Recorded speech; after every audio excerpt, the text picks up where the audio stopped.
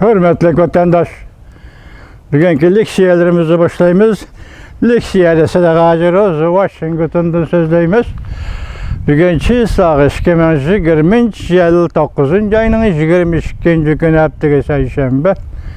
Bugünkü vaziyetten gep alsak mesela 18. günü 19. günü. Amerika Koşmuş Ştatları Devlet Meclisi'nin Avam Palatası'nın rehberi Nancy Pelosi hanım müşahapte işçide Uygurlığı münasebetli işki kanun layihini muhakeme kılımız dep görsetti. Şunun münasebetlik ve şunu devir kılgan halde vatandaşlığı bugün leksiye sözleyimiz. Mavzumunda Amerika Devlet Meclisi Kengeş Avam Palataları ayrım halda Tayvan'dan tecavüzçülük sürüşün çekleş kanun layihesi ilan kılıp Tayvan bilen diplomatik münasebetini asliga keltirishni müracaat kıldı. Mavzulu haber 9. ayının 19. günü Amerika ovozinin Xitay tili programmasi ilan kılındı. Haber bundak başlandı. Burunlarla anlatattım sizlere. Burun dilla böyle arlakta keçikip kaldım keçen vatandaşlar. Washington. Prezident Trump hükümetinin her xil faaliyetlerini tizleştirip Tayvan'da qo'llashni kuchaytib atkan bir paytda Amerika Devlet Meclisi'de Tayvan'da qo'llash dolqini özlüksiz kuchaymoqda.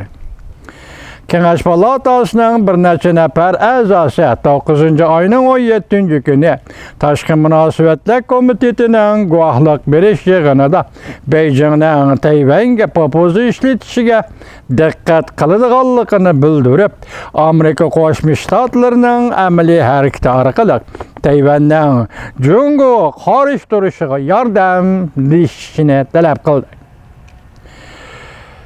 Arkadaşlar Cumhuriyetçiler Partisi'nin 2 nefer a'zosi o'xshash bir kunda yoki bir kun burun ayrım halda kanun layihasi o'tirib qo'yib, Amerika hukumatining harakat qo'llanib Tayvan'da tajovuzchilikka uchrashdan qo'g'dab qolishni talab qilib, Amerika Qo'shma Shtatlarining bir jungo siyosatini oxirlashtirishni 1979 yıldan burunqi Tayvan bilan bo'lgan diplomatik munosabatni asliga keltirishni murojaat qildi.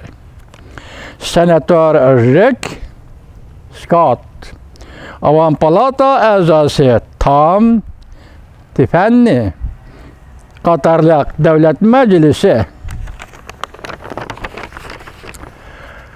a'zolari haftaning 4. günü o'zlarining Twitter adresida Davlat Majlisida qo'ygan qonun loyihasini e'lon qildi. Tayvanning bexatarligiga diqqat qiladiganligini bildirdi.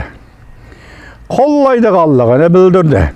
Scott, Avam Palata a'zosi Scott o'tirib qo'ygan qonun loyihasi Tatyahu 7. ayının oxirida Davlat Majlisi a'zosi Tatyahu 7. ayının oxirida o'tirib qo'ygan Tayvanning tajovuzchilikka uchrashini cheklash qonun loyihasiga ovoz qo'shishning Kengash Palatasi nusxasi edi.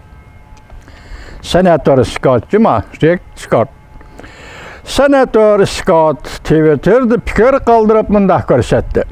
Bir neçe aydan beri Kompartiya Jungo'nun kişilik hukukunu depsende qilishni to'xtatishni, Shanghayning erkinligini hurmat qilamiz deb bergan va'dasini hurmat qilishni, Tayvanga bosim ishlatishni to'xtatishni chaqiriq qilib keldik.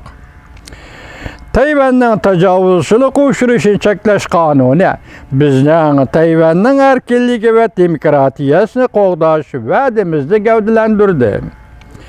Senator Rick Scott ishxonasi e'lon qilgan bayonotida bunday ko'rsatdi. Kompartiya jungosi bizning eng muhim do'stimizga davomli tahdid salavatidir. Bu tahdid Tayvan xalqi qortilib qolmasdan, balki shundaqla bu tahdid Amerikaga va Amerikaning butun dunyodagi do'stlariga qartilgan. Biz butun iqtidorimizni ishga solib, Kompartiya jungosining tinch, asoyish va demokratik kuch hisoblangan Tayvanga qurol ishlatishini çekilişimiz lazım.